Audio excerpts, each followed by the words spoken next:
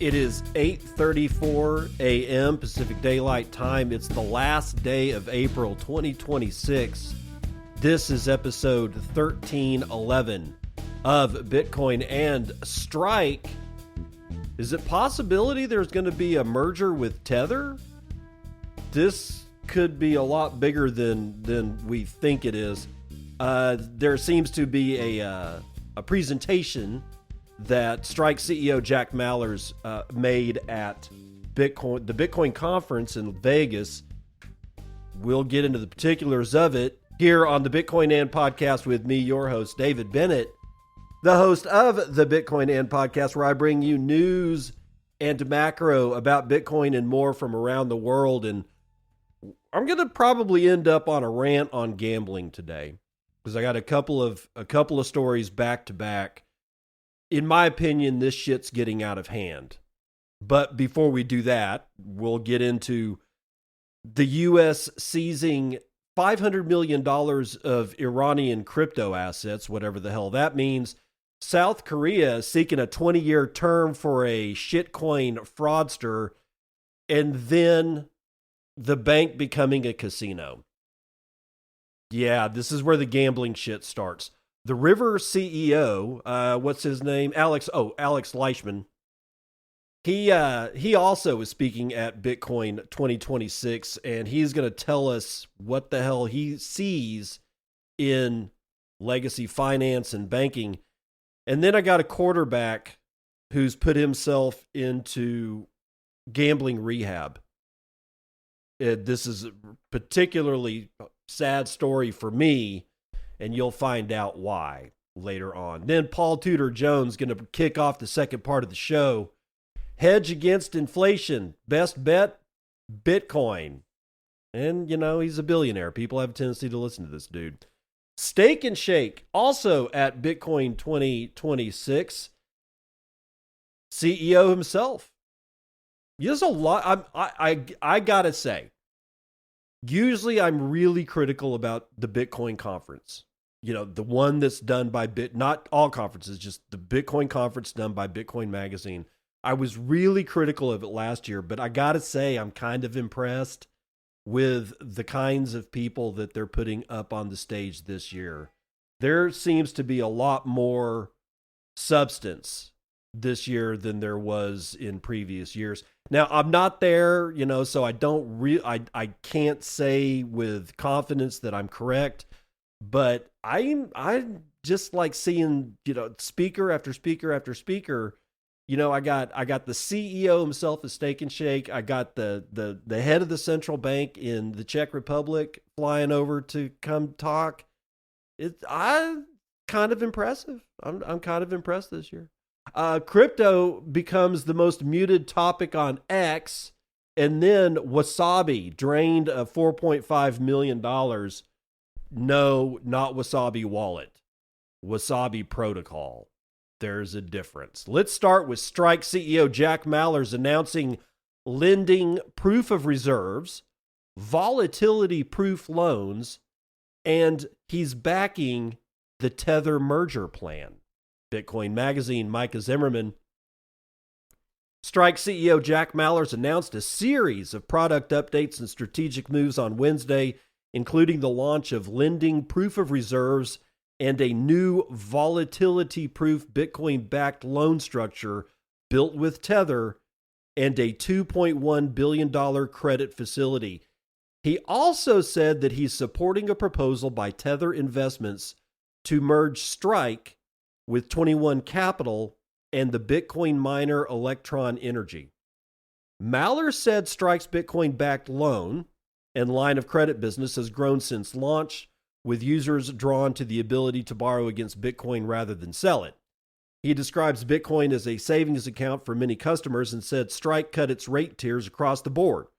Pricing now ranges from approximately 10.5% APR for loans under $250K and 7.49 APR for loans above $5 million. Strike announced the first iteration of its lending proof of reserves, which gives borrowers the ability to verify that their collateral is present and segregated in a distinct on-chain address. Quote, "We want you to trust us and know that we are who we say we are," Mallers said. The disclosure mechanism was developed in partnership with Tether, which Mallers credits with helping Strike build the transparency infrastructure. The two companies also jointly developed what Mallers called volatility-proofed Bitcoin-backed loans, a structure that removes the risk of forced liquidation when Bitcoin prices fall or broader markets drop. Mallers said that the segregated collateral product is available now through Strike's private client desk, and the volatility-proof loans feature is available to customers as part of the Bitcoin-backed lending suite. Mallers announced that Strike has secured a $2.1 billion credit facility, which he said gives the company capacity to meet demand at any order size within its lending business. Now we come to this merger proposal, and I think this is the bigger news.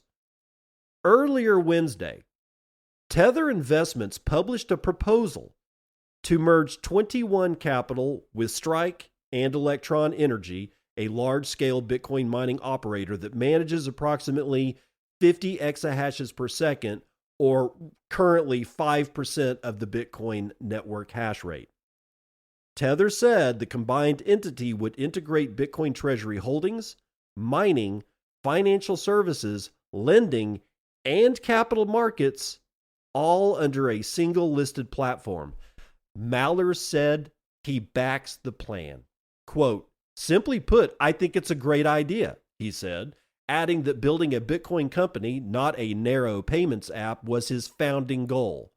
Electron founder Raphael Zaguri has been proposed as president of the combined entity under the plan.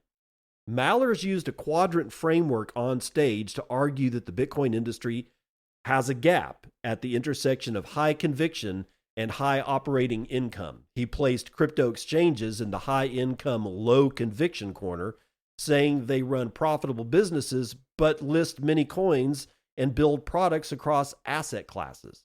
He placed Bitcoin treasury companies in the high conviction, low income corner, describing them as deeply committed to Bitcoin but limited in operating business scope. He cited Coinbase as an exchange that could carry more Bitcoin on its balance sheet and praised MicroStrategy executive chairman Michael Saylor while drawing a distinction between a treasury strategy and a product strategy. Quote, "I love him and his company, but I want to build Bitcoin products," Mallers said of Saylor. His answer to the gap was a 4-pillar model. A financial services arm covering brokerage, custody, lending, payments, treasury, and prime services. Bitcoin infrastructure spanning energy, power generation, mining, hardware, and hosting. A capital markets operation built around loan book securitization, mining revenue securitization, Bitcoin-backed debt, and structured products. And a mergers and acquisitions function targeting profitable Bitcoin businesses across software, custody, payments, energy, and distribution. The stated goal of the mergers and acquisitions arm, as presented on his slide, is to give, quote, "every dollar of operating income one job, buy more Bitcoin," end quote. Mallers then closed by saying a platform of that scope could change the world with its products and cited a phrase he has used throughout his career: "Fix the money, fix the world," end quote. My thoughts. Well, this sounds like we're entering a complete consolidation phase inside the Bitcoin industry. That's what I think that's what we're about to see. We're going to see the same thing that we see in legacy business, legacy mergers and acquisitions, legacy finance, the legacy world, ladies and gentlemen. We're going to run the old playbook on a brand new thing. I'm not excited. I mean, I like Jack. Think he's a solid dude, man, but I don't know. Something about this just feels like we're falling into these old tropes because they're easier to fall into than to continue to build in a new direction. Bitcoin was a build in a new direction. It certainly didn't follow any of the patterns of the old world, that's for damn sure. And yet, all these structures that we're building either on top of or adjacent to or around Bitcoin seems to, the people that are doing those seems to be falling back into these old patterns. And we know what these old patterns bring, right? It hasn't really brought us as the human species into something glorious and abundant, filled with wonder and awe. No, it's basically like it's kind of like the meme with the two dudes on the bus. And humanity is the guy looking at the dark rock wall going by, and not the dude taking pictures on the sunlit side looking over the beautiful valley guy that's on that same bus. If you know what I'm talking about, then you get what I'm saying. This old way of thinking hasn't really served us very well, and we're going to do it again. And I'm like I said, I can't really get excited about it. And this leads me to U.S. seizing $500 million in Iranian crypto assets. According to Treasury Secretary Besant, Amin Hashquanis has it for Cointelegraph.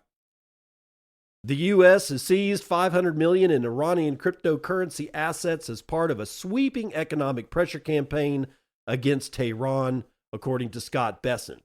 Bessent, the Treasury Secretary, made the comments during an appearance on Fox Business's Kudlow, where he outlined the scope of Operation Economic Fury. Ooh, it's a fun name, isn't it?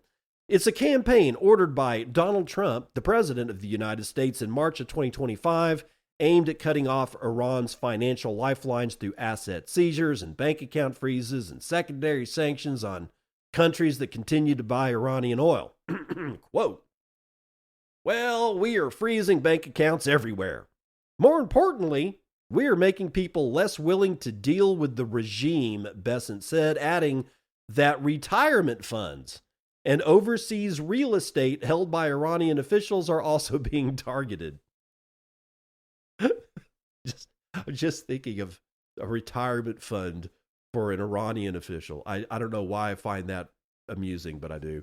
The $500 million figure is much higher than the $344 million in seized crypto assets previously disclosed.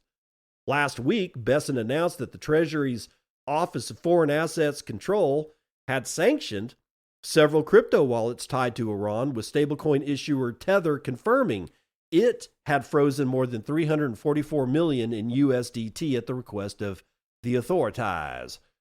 Cointelegraph reached out to the Treasury and Tether for explanation, but no response yet. Bessent said Operation Economic Fury has taken a toll on Iran's economy. One of the country's largest banks collapsed in December, and its currency has fallen 60 to 70% against the U.S. dollar. Quote, "They're in the middle of a currency crisis. If only they had Bitcoin. Oh my God." Treasury also intensified pressure by ramping up sanctions across multiple fronts. On Tuesday, OFAC sanctioned 35 entities and individuals tied to Iran's shadow banking network. Separately, it targeted a Chinese oil refinery and roughly 40 shipping firms operating as part of Iran's shadow fleet, which moves Iranian crude to buyers in China and elsewhere in violation of sanctions. I thought we had the Strait of Hormuz blocked. Oh well. The actions also hit Iran's missile and drone supply chain, with 14 individuals and entities sanctioned for procuring components for Shahed series attack drones and ballistic missile propellants. Since February 2025, OFAC has sanctioned over 1,000 Iran-related persons, vessels, and aircraft as part of Operation Economic Fury. Earlier this month, reports emerged that Iran was considering charging ships Bitcoin tolls for passage through the strait, with empty tankers allowed free passage and loaded ones charged $1 per barrel of oil. Separately, maritime risk firm Maersk's warned that fraudulent actors were impersonating Iranian security services and contacting stranded ship owners, demanding payment in Bitcoin or USDT in exchange for clearance through the strait. Yeah, I brought you that story a few days back. It still makes me laugh. So there's a discrepancy. Treasury is saying 500 million, but Tether reported only 344 seized in USDT as far as Iranian wallets are concerned. So where's the other money coming from? It doesn't really matter. This is why you use Bitcoin and not Tether, because Tether can't seize Tether, or rather Tether can't seize Bitcoin. It can seize its own shit. It can lock down your Tether wallet because Tether's not decentralized, and don't let anybody tell you that it is, because it is not, and neither is Circle for that matter if you're a USDC fan. Bitcoin, no such luck. And yet people are falling into the old patterns. Oh, well, it's a dollar peg stablecoin. It's digital. Let's just use that instead of, going one step further and figuring out how to use Bitcoin. See, this is what I mean. This is this old world creeping back in, and unless we beat it the fuck back, it's gonna give us the exact same shit that it's been giving us for 14,000 years, or whenever it was that we figured out how to do farming, because that was the rise of civilization, was when we figured out we can grow some stuff on the same plot of land every single year. When we figured out how to do that, and it was anywhere between 11 and 14,000 years ago, according to what anthropologist you're listening to, that's the rise of cities, the rise of city-states, the rise of governments, the rise of fucking everything that is basically just turned into this pile of slop that we all have to slog through, especially every year that taxes roll around. Is where we're really reminded of just how sinister all this bullshit is. But then there's South Korea. They are seeking a 20-year term for Delio CEO in a $169 million crypto case, according to a report. Brian Danga from The Block is writing, prosecutors in South Korea requested a 20-year prison term for Zhang Shang-ho, CEO of Delio, a local crypto asset deposit service that abruptly halted customer withdrawals in June of 2023. The sentencing request was presented during closed arguments at the Seoul Southern District Court on Thursday, where prosecutors charged Zhang with violating the Act on Aggravated Punishment of Specific Economic Crimes, Yonhap News Agency reported. Zhang was indicted April 2025, nearly a year after South Korean authorities sought an arrest warrant for a suspect surnamed Bang, B-A-N-G, a key figure in the suspension of withdrawals involving Delio and investment firm Haru Invest. Bang holds a majority stake in B&S Holdings, which Haru identified as a source of disruption in the chain of halted services, claiming it had lost $236 million in the FTX collapse. So that shit's coming back to haunt. Prosecutors alleged that Zhang's actions during Delio's operations resulted in the embezzlement of $168.8 million in crypto assets from about 2,800 victims over the course of 2 years. That's too bad. Prosecutors also said that the defendant engaged in deceptive conduct and false promotion, adding that he had exacerbated victims' losses by avoiding responsibility and maintaining an uncooperative attitude throughout the proceedings. While the defense has expressed a willingness to address customer losses if Zhang is acquitted, holding him hostage, those impacted by the freeze have urged the court to impose a severe punishment, according to Yonhap. The court is scheduled to deliver its first instance ruling July the 16th. So there you go. They're going to bury his ass. They're probably going to bury his ass, which is why you need EverstoneBTC.com. That's EverstoneBTC.com. What is it? It's eternal digital memorials on Bitcoin. That's right. Everstone is for people who want their loved one's memory to outlast any company, any server, any website. It costs $100, but that $100 commitment isn't just a fee. It's anti-spam protection that ensures only meaningful memorials are anchored. We only embed about 40 bytes of data using op return, smaller than a single tweet. We're stewards of the blockchain, not bloaters. Even if Everstone, the company, disappears tomorrow, your memorial proof lives on across thousands of Bitcoin nodes worldwide. Every user gets a downloadable offline bundle with an open source viewer, true digital sovereignty. We use real Bitcoin transactions, not data dumps. Our anchoring happens within actual financial movements on the network. So think about it. If you have somebody in your life that you've lost and you want to memorialize them, Everstone BTC is a way to do that. And if you were to do that, I have a full Bitcoin node on the other side of my house. It's running right now. I have to use it because it runs my Lightning node. If you put a memorial on Everstone BTC, then the memory is going to actually be not only on everybody else's node, but on my node. And I don't like to think about it this way, but think of it like it's like a little graveyard. Like my node actually becomes like a little tombstone. You know, I think of it in my mind as a little tombstone popping up, and it memorializes those who you have lost. They'll do pets, they'll do people. You know, it's actually not a bad idea. It's not a bad idea because I found this out not terribly long ago. Most graveyards, like cemeteries, most of the modern ones will literally exhume the body from the grave after 100 years.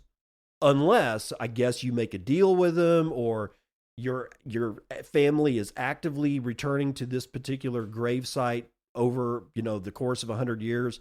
But if nobody goes and nobody sets up any deals, they just exhume the whole coffin. I don't know what they do with it. But after about 100 years, it's gone, man. You thought they were going to be in the ground. This is one of the reasons why I want to be cremated and just have my ashes sprinkled over, you know, in Southwest Colorado, and a little bit in some in Texas, some in Santa Fe, New Mexico, and some in Southwest Colorado, because that's what I love. But short of that, my wife could always do a memorial on Everstone BTC. That's everstonebtc.com. Make sure when you go to everstonebtc.com that you use the code Bitcoin, and it will let them know that I made a sale for them here on the Bitcoin and podcast in the Circle P, where I bring plebs with goods and services. They're just like you, to plebs just like you who want to buy those goods and services, but you will be buying in a Bitcoin, because if you're not selling in Bitcoin, you're not in the Circle P. Go to Everstone BTC, use code Bitcoin, and your bank is becoming a casino. River CEO frames Bitcoin as the alternative. Now, this is out of Zero Hedge, so it's a fairly large and well-read publication. And inside we read from Micah Zimmerman via Bitcoin Magazine, Bitcoin 2026 speaker Alex Leishman used his Nakamoto stage talk titled "We're Not Fixing Money" to build more casinos to deliver a warning. He said, "The American dream feels out of reach for many people as housing costs rise, student debt lingers, and wages lag," and argued that this pressure helps explain why prediction markets and gambling features are spreading through mainstream financial apps. In his view, a system that once promised stable savings now pushes people toward risk if they want a shot at financial freedom. I'm pausing to say, this is what I was saying about this shit yesterday and the day before, and probably 3 or 4 times last week. This is getting out of hand. This is getting out of hand. People are so desperate and in such dire straits that the only thing left is to gamble.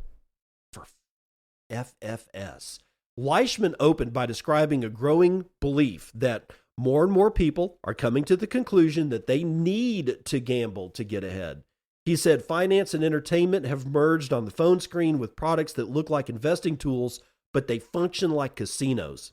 He pointed to platforms that promote constant trading and outcome bets and said this environment tells users that the safe path of saving no longer works. Only high-risk wagers do.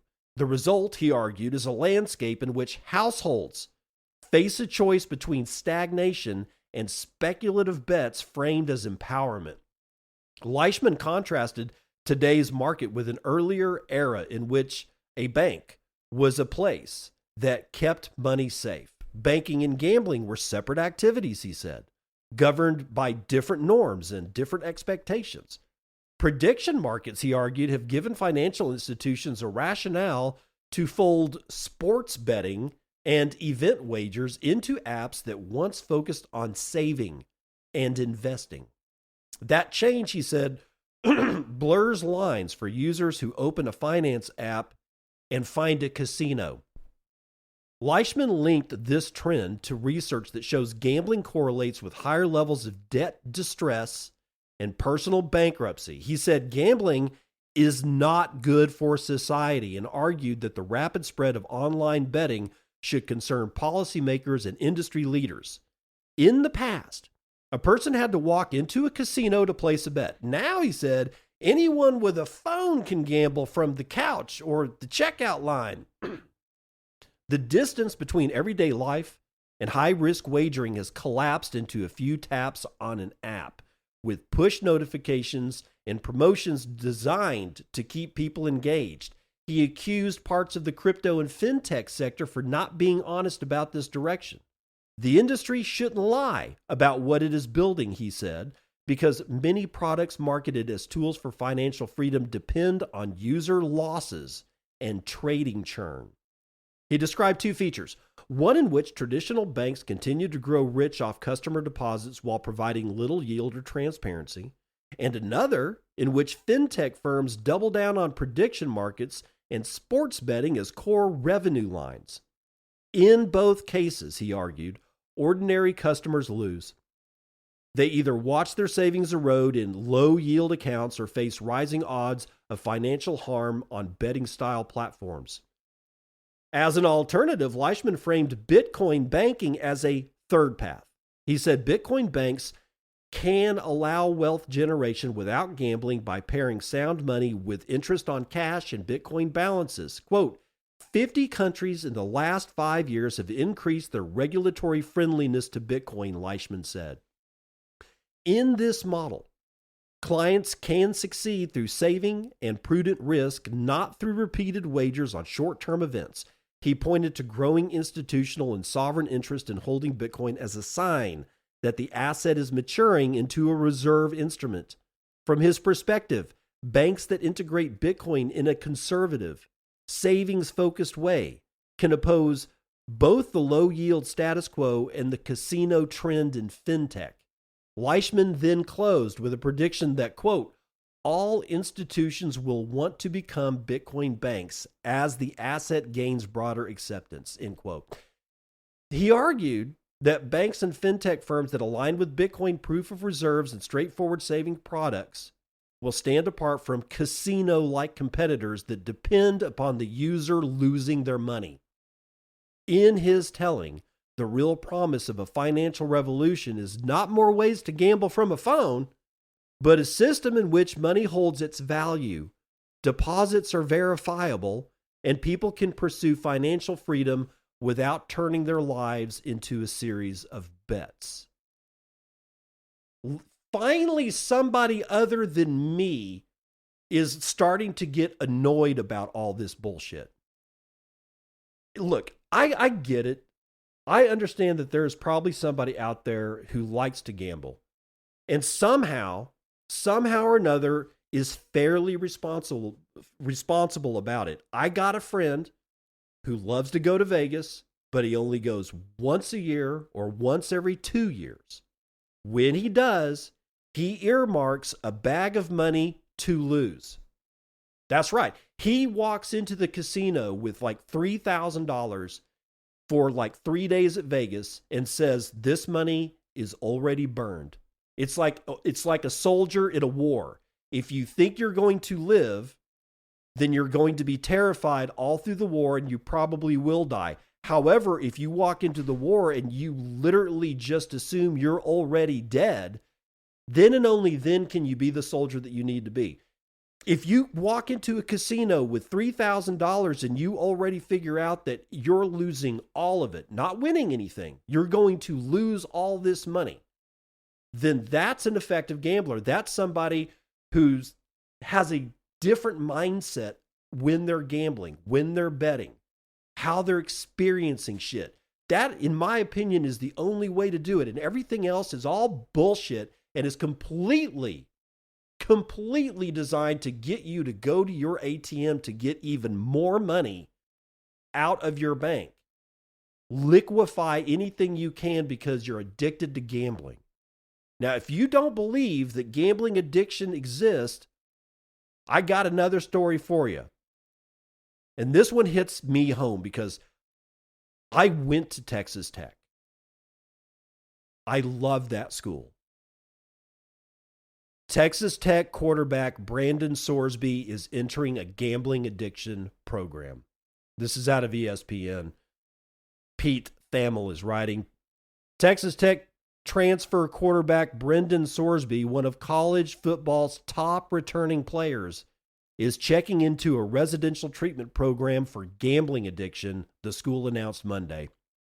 Sorsby's decision to seek treatment, according to sources, came in the wake of the discovery of Sorsby making thousands of online bets on a variety of sports via a gambling app, which now jeopardizes his eligibility with Texas Tech University. The NCAA is investigating Sorsby's gambling, according to sources, as the organization forbids athletes from betting on both college and pro sports.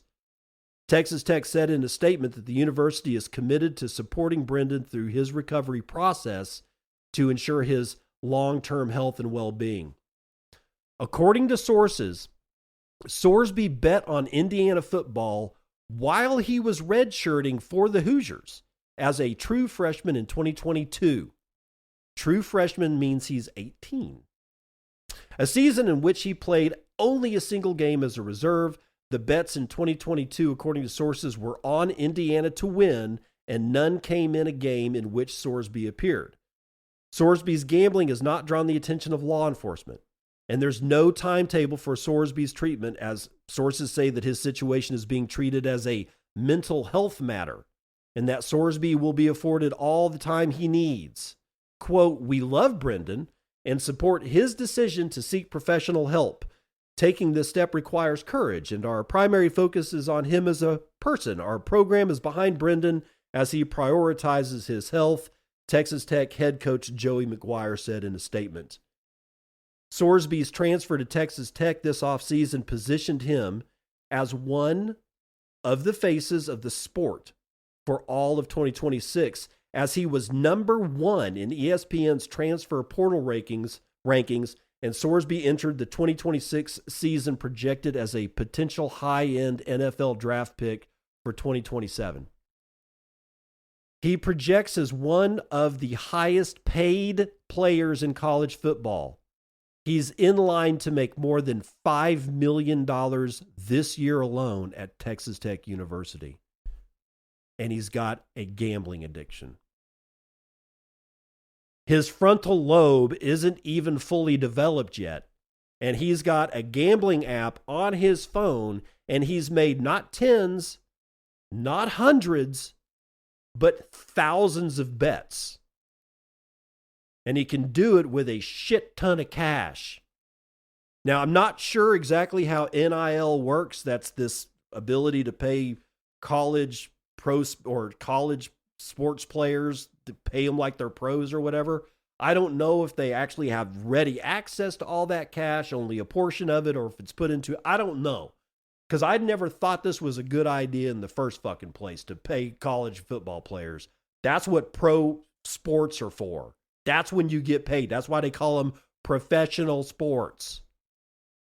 In either event, this is an epidemic.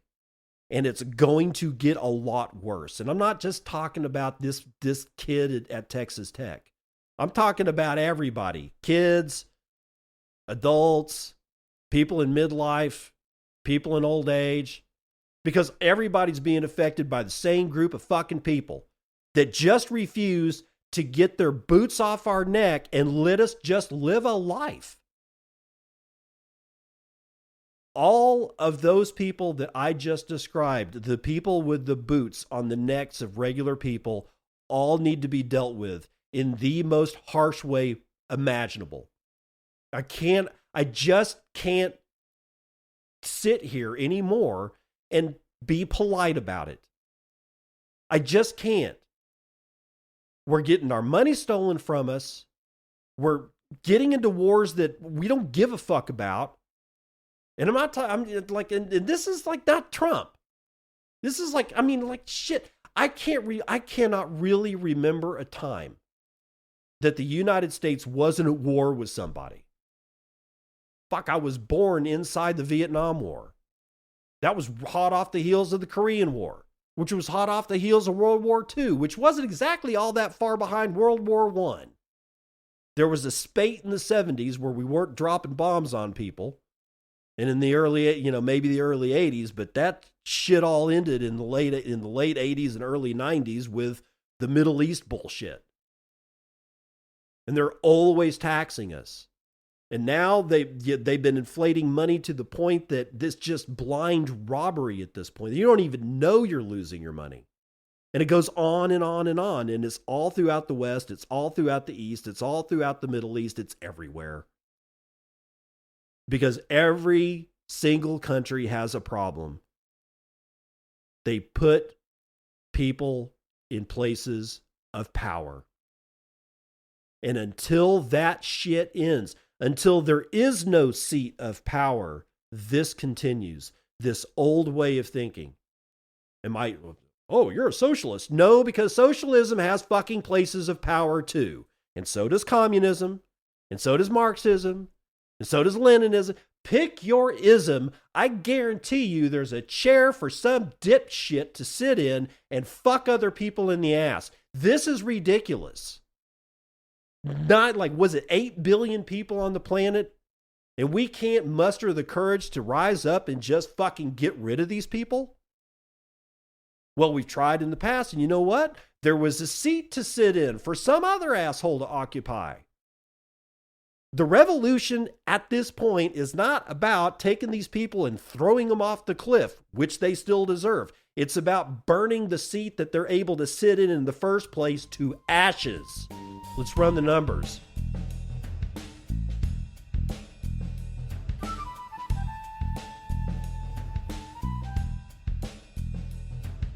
CNBC futures and commodities, Murban crude down 3.4%. Brent North Sea is down 3.25%, and West Texas Intermediate is down 2.25% to 104.49.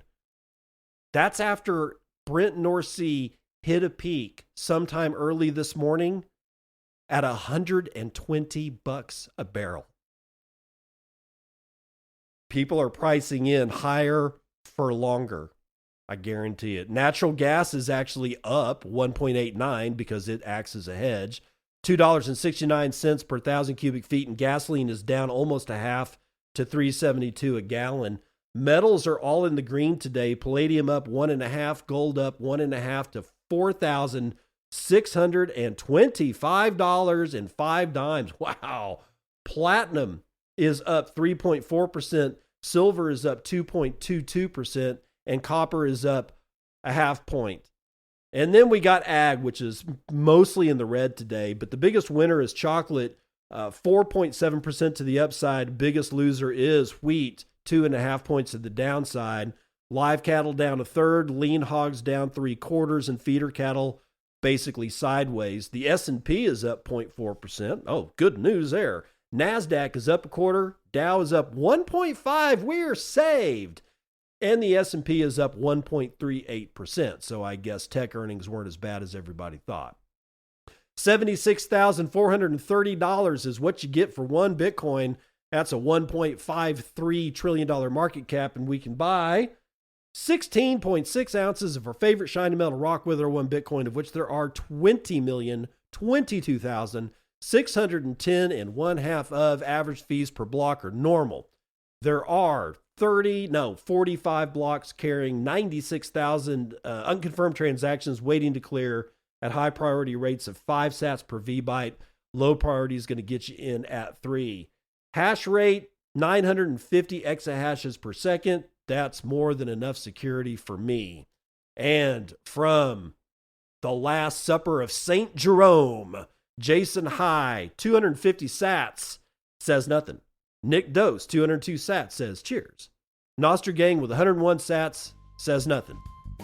And that's the weather report.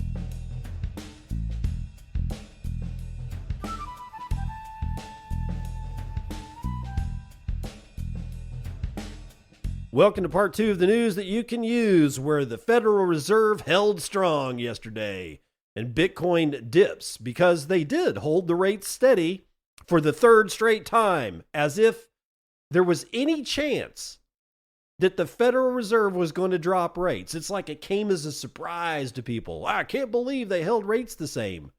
Are you kidding? Oh, well, Andrei Bogonsky from decrypt.co. The Federal Reserve continued to hold its benchmark interest rate steady on Wednesday, maintaining a cautious stance following the conclusion of what is widely expected to be Jerome Powell's final FOMC meeting as chair.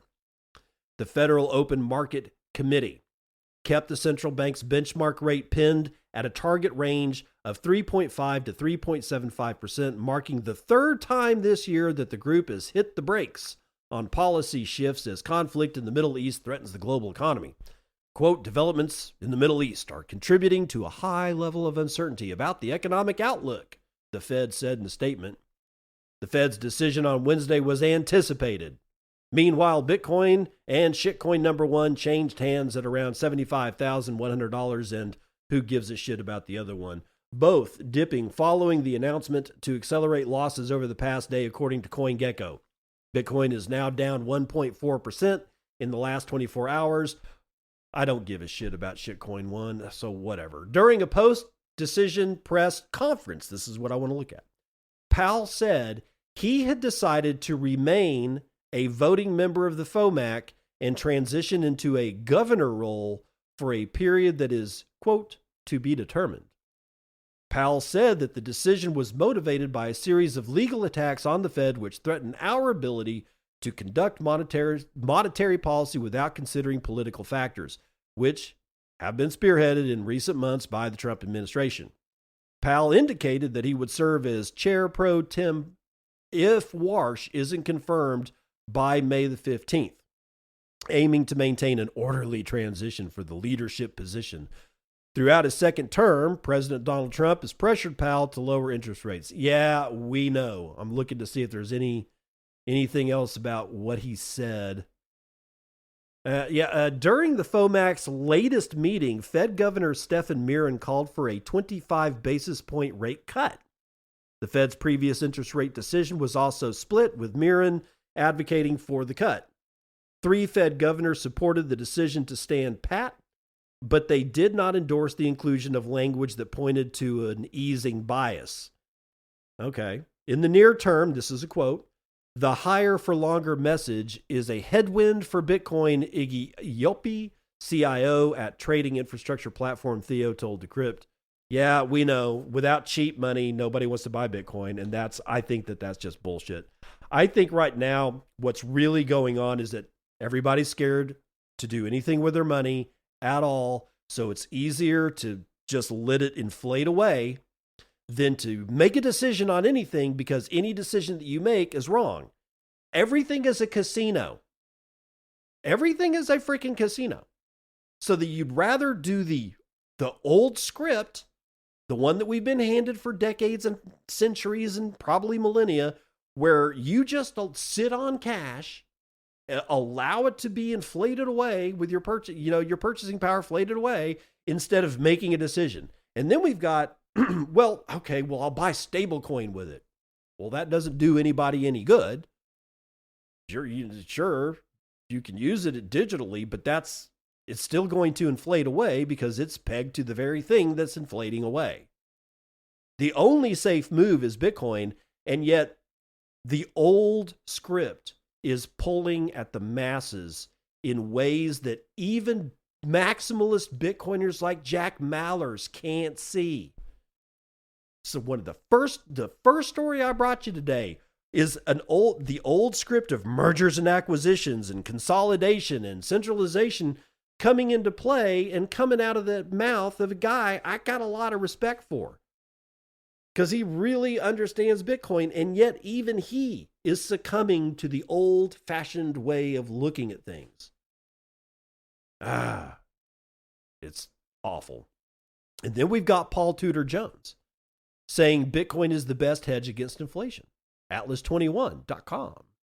Billionaire investor Paul Tudor Jones has publicly stated that Bitcoin represents the best inflation hedge available today, surpassing even gold. And those remarks were made during an interview on the Invest Like a Beast podcast published on Tuesday, April the 28th. Jones grounded his position in a structural argument. Quote, Bitcoin is unequivocally the best inflation hedge that exists, more so than gold, end quote. The primary reason lies in Bitcoin's programmatic scarcity. Unlike gold, whose supply increases every year through mining, Bitcoin has a fixed maximum cap on the number of coins that can ever be created, making it scarcer by design. The investor framed Bitcoin's potential through past market cycles. During phases of aggressive central bank intervention, such as after the pandemic crash, March 2020, he observed that so-called inflation trades tend to emerge forcefully as liquidity is injected into the system. Quote, when you saw all those interventions, you already knew that inflation trades were going to take off, he said. And he added that Bitcoin was at that moment the most compelling opportunity available. Jones also expressed a very cautious view on the U.S. equity markets. According to the investor, current S&P 500 valuations imply negative returns over a 10-year horizon. Quote, if you buy the S&P at current valuations, the 10-year returns are negative. It's going to be really hard to make money from here. He also flagged that a wave of upcoming IPOs, including SpaceX and artificial intelligence companies like Anthropic, combined with a reduction in stock buybacks, could increase the supply of equities and weigh even further on prices. Jones placed particular emphasis on the ratio between the United States stock market capitalization and GDP, currently at 252%, as being near all-time highs. Quote, in 1929, we were, I think, at the peak, and that was 65% of market cap to GDP. And then in 1987, we got to 85 to 90%. In 2000, it was 270%. And now we're at 252%. So you can only imagine. We are clearly very long equity in this country. While stopping short of explicitly labeling the current situation as a full-blown bubble, the reference to the dot-com bubble of 2000 is unmistakable. The investor finally warned that a significant correction in equity markets would have cascading consequences for the real economy, the federal deficit, and the bond market. Quote, 10% of our tax revenues are capital gains. They go to zero. So you can see the budget deficit explode. You can see the bond market go up in smoke. You can see this kind of negative self-reinforcing effect, and it's worrying, Jones said. And his remarks come amid growing institutional interest in Bitcoin as a defensive asset, also reflected in the strong inflows into spot Bitcoin ETFs and Citi's analysis showing that combined Bitcoin and gold improves portfolio performance. I don't know, man. The man's making a good point. I mean, these equity to GDP structures that he's talking about, starting in 1929, going through 1987, and then talking about the year 2000, these happened.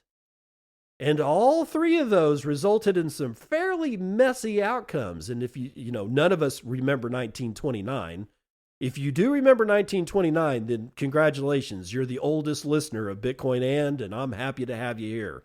Still, most people don't remember that shit.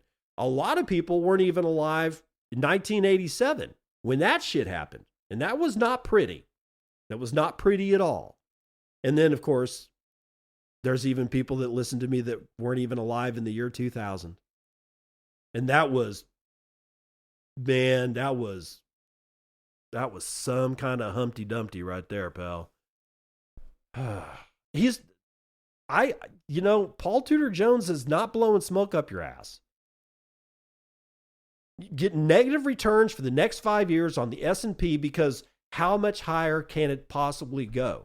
And that is all things being equal, that the last real thing that we see is some kind of ongoing Middle East conflict for the next 10 years and nothing added to it, like, oh, I don't know, China invading Taiwan. That would not help. Europe going completely insolvent. Yes, I understand. Europe is already insolvent. But I mean like literally where the effect is visible, where it's a complete economic collapse that cannot be hidden behind printing money. This would not be helpful either. Russia, I don't know, invading Australia. Just think of your yet another insane scenario that the human population just allows to continue unfucking abated, and mix that into what we got going on with equity at stock markets at like literally just continuing at all-time highs. Most of us knowing that these companies are not worth what they say that they're worth. Yeah, I don't know how much longer this shit can continue. In my case, Bitcoin is the only place that I feel safe. It's the only place I feel safe. And that can be said for the CEO of Steak and Shake, I guess, because he says Bitcoin payments, well, they cut their processing costs by 50%, and now they save $6 million annually. Micah Zimmerman, Bitcoin Magazine. Steak and Shake Chief Maha Officer, I don't know what that means, Michael Bose, told attendees at the Bitcoin 2026 conference in Las Vegas that Bitcoin has become a core driver of that food chain's business performance, pointing to 2 million new customers, dramatic cost reductions, and a sweeping menu overhaul tied directly to savings from Bitcoin payments. Bose cited how the chain launched its Bitcoin payment platform May the 16th, 2025, via the Lightning Network. And the results came fast. Same-store sales rose 11% quarter over quarter in Q2 of 2025, and then accelerated to 15% quarter over quarter in the third quarter of 2025. And that outpaced major rivals, including McDonald's, Domino's, and Taco Bell. He called it the highest same-store sales growth of any restaurant in the industry. The financial case for Bitcoin, Bose argued, is pretty straightforward. When customers pay with Bitcoin instead of a credit card, Steak and Shake saves 50% on processing fees. Traditional credit card processors charge merchants between 2.5% and 3.5% for every transaction. Quote, "We're moving forward with Bitcoin, the future of money." Bose then said that if every credit card user switched to Bitcoin, the chain would save approximately $6 million annually. Oh, so, okay. He didn't actually say that they say that the headline was a little misleading there. Okay, well, whatever. Funds that he said would go directly toward upgrading the food. Quote, "Bitcoin is real money made with real energy. It's a healthy currency that allows us to make a healthier product." Those upgrades are already underway. Steak and Shake removed microwaves from its kitchens. Let me say that again. Steak and Shake has removed all microwaves from its kitchens and will transition to 100% grass-fed and grass-finished beef across all locations starting June the 1st. Let me pause right there and say, that's how we keep ranching in the United States alive. You're not going to find grass-fed, grass-finished Brazilian beef. And you're not going to find it in Argentina either. You're not going to find it in Europe, and you're not going to find, well, you might find some in Australia, but they're not going to ship it over here. This is the way that you basically cut Tyson and J&B and the other two major meat packers, because we've only got 4 in the United States. This is how you cut them out of the circuit. You literally intend and then execute on providing a product that those 4 people cannot produce. Tyson cannot produce grass-fed, grass-finished beef. I will say this, though. Grain finished, if it's done properly, and I mean carefully, not a feedlot grain shit, and not for like 6 months of gaining weight. I'm talking like maybe the last 2 weeks or something like that. It actually produces very fine meat. Grass finished is also very fine meat. Either way, it doesn't matter. The big 4 food processors, they cannot produce this product. It's not in their business model. It's not in their revenue model. He has to go to smaller producers to be able to procure the amount of beef that he's going to have to get to keep all this up. Sorry about that. I thought somebody opened and slammed my front door. It kind of freaked me out a little bit, but oh well, we're all fine over here. Let's continue.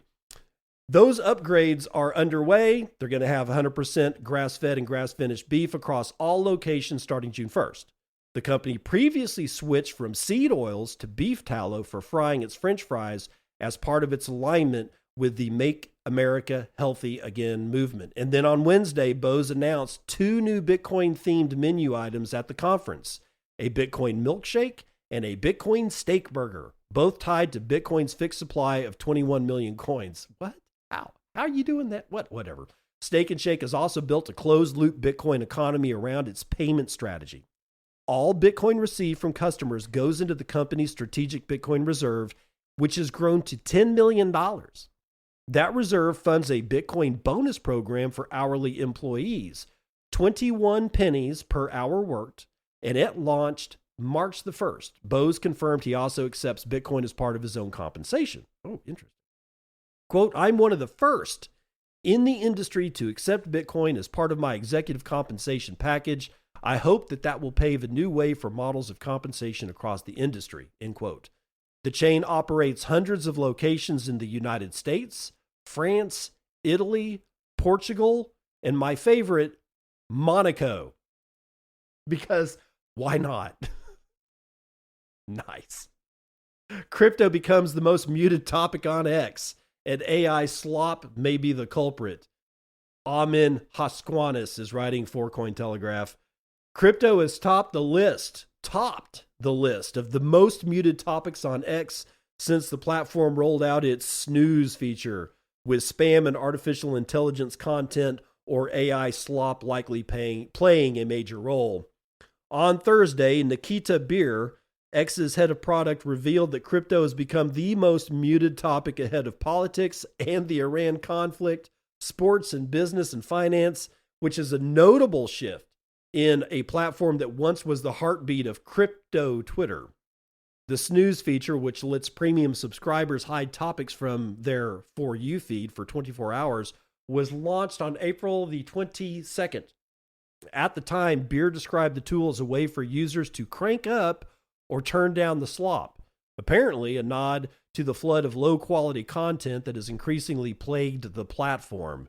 You think? Crypto content on X has come under growing scrutiny, with the platform changing its API policies in January to cut off apps that paid users to post. The move was aimed at curbing the wave of AI-generated spam and low-quality content flooding crypto feeds through so-called InfoFi apps that awarded engagement. Earlier this year, Beer said in a now-deleted post that crypto Twitter's visibility problems were largely self-inflicted, arguing that many accounts burned through their daily reach by overposting or flooding replies with low-value messages like repeated GM greetings, leaving little room for substantive content to land. The remark drew sharp response from the crypto community. Crypto Quant founder Kai Young Ju pushed back. Oh my God, he's pushing back. He argued that the real problem is a flood of AI-generated spam that X's algorithm cannot distinguish from legitimate accounts. Quote, It is absurd that X would rather ban crypto than improve its bot detection, Jew wrote. Beer joined X as head of product in June 2025, shortly after taking an advisory role at the Solana Foundation in March, where he focused on helping consumer-facing apps built on the network scale to reach mainstream mobile audiences. X also launched smart cash tags on April the 15th. Yeah, I don't give a shit. So crypto, not Bitcoin. Bitcoin's not on this list. It shows this. There's a screenshot of Nikita Beer's tweet, and it's like the top 10 of the most snoozed topics. And number 1 is crypto. Number 2 is politics. Number 3 is Iran conflict. Then sports, business and finance, gaming, artificial intelligence, videos, science and technology, and then bringing up the rear is entertainment and arts. Wow. You don't want to hear about science and technology. See, I guess that's probably artificial intelligence fault. But Bitcoin's not on this list. Most Bitcoiners, especially all the maximalists, we hardly ever use the word crypto when we're like writing something on, I don't know, X or Nostr or what have you. I rarely do unless I'm going to lambaste just how stupid all of crypto is. Only Bitcoin matters. And this refusal for people to understand that Bitcoin is not crypto, it frightens and confuses me. Your world with all its honking and cell phones, it frightens and confuses me. So at least we got this going for us, that crypto is now the most muted shit. And that might actually sound bad for Bitcoin. It's not. I've been tired of hearing about shitcoins since 2015. Once I figured out that Ethereum was a scam, I was done with crypto, and I've got that in air quotes. And then finally, Wasabi Protocol has been drained of $4.5 million in an apparent admin key compromise. Oh, good God. DeFi can't stop bleeding in Wasabi Protocol, not wallet. They're different. Wasabi Protocol is the latest to find out why the protocol, a perpetuals trading platform built on shitcoin number 1 and Base, was drained of $4.5 million on Thursday after attackers compromised its deployer key, security firm Blockade said in an X post. That's all you need to know. It's yet another DeFi platform that got drained, this time for $4.5 million. I'm sure they'll make all their customers whole so that the fucking casino can continue rolling down the road. That's the two themes of today's show. The old world and gambling because of despair. We are at the inflection point for the human species. The old world is exactly what caused gambling for despair. And yet, some of my favorite Bitcoin maximalists are allowing the old world and its structures to just come right on in. Sure, let's do some M&A. Let's do some mergers and acquisition. Let's quadrantize how we're going to consolidate everything. How we're going to have a one-stop shopping place for... when I was a kid, I mean really little, before I was in school, I remembered my mom taking me to do daily errands with her. And those daily errands, at one point or another, would consist weekly, at least twice, maybe sometimes 3 times a week, weekly, of going to the grocery store. And you know what the grocery store really didn't have very much of? Meat and vegetables. I mean, sure, if you wanted frozen dinners and canned goods, you went to, and bread, yeah, they did have bread. You went to the grocery store. But back in the day, man, there really wasn't a whole lot of other stuff. So we would get back in the car after we got groceries. And then we would go to Sam's Meat Market. Or Fred, I can't remember what the name of it was. And they sold meat. And they would have some seasonings and shit like that. But they sold chicken, and they sold pork, and they sold beef, and they sold sausages. They cut everything by hand there off of half and quarter cows that were delivered to them. And they would hand cut all the steaks and grind all the ground beef and do all that. And we would get meat. But we weren't done yet. We then had to go to what the place was called Imperial Produce. It was a produce store. And if you don't know what a produce store is, vegetables and fruit. That's where we, and I'm not all that old. I literally am not all that old. And I remember doing this weekly, multiple times. We had to spend time to go gather the things for the family. And I think we were happier back then. But now everybody expects, I just need one app. I want to be able to do my banking and my gambling and my memeing and my shit posting. I want to be able to do it all from one app. I don't want 12 apps. I don't want to have to do all this. We're treating ourselves like cattle, is what I was saying yesterday.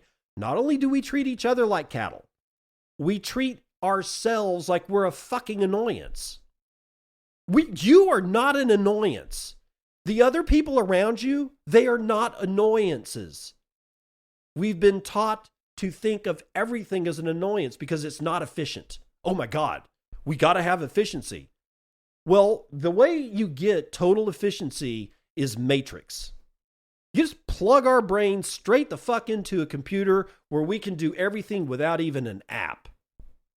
We can just think it. And I can literally just go, deposit $100 into my bank account while I post a poop emoji on fucking X all at the same time, because God forbid I do 2 or 3 different things and I got to do one thing before I do the other. It's getting this bad.